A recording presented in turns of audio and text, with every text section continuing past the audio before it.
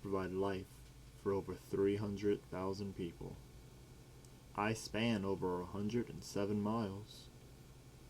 The longest main street in the world, they call me.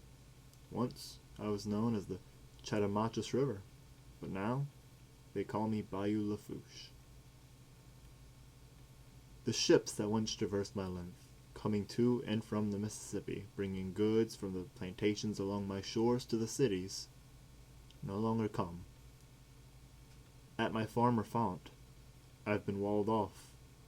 A dam was constructed in Donaldsonville in 1905.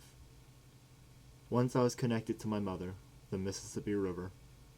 In those times, I was a flowing bayou, providing nourishment to the fertile wetlands around me.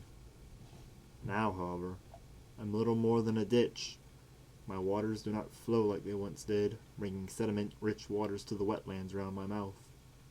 Now, I'm mostly used for drinking water. Currently, however, projects are being worked on and plans are being made.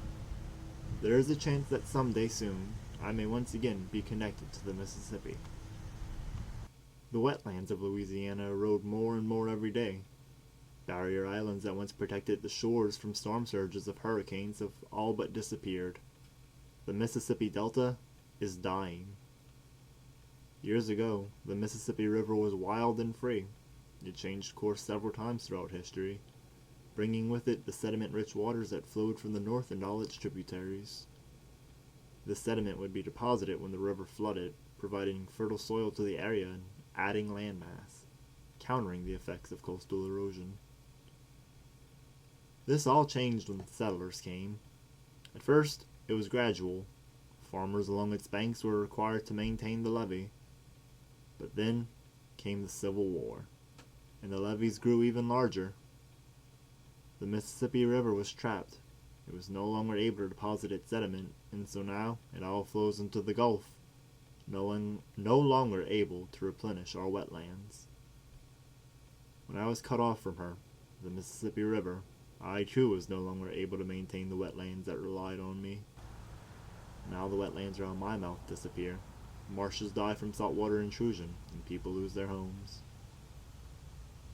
One day, in the future, it might be that the people that live around me, the Cajuns who settled here after being exiled from Acadia, have to leave. The Gulf will continue to creep closer and closer, swallowing up their homes. Perhaps it won't come to that. Maybe, reunited with the Mississippi, I can prevent that erosion. Or maybe, it'll be too late. But regardless of what happens, one thing will remain. I will still run to the Gulf. No matter what they call me, be it Bayou Lafourche, the longest street in the world, or the Chad Durocher River, I will remain.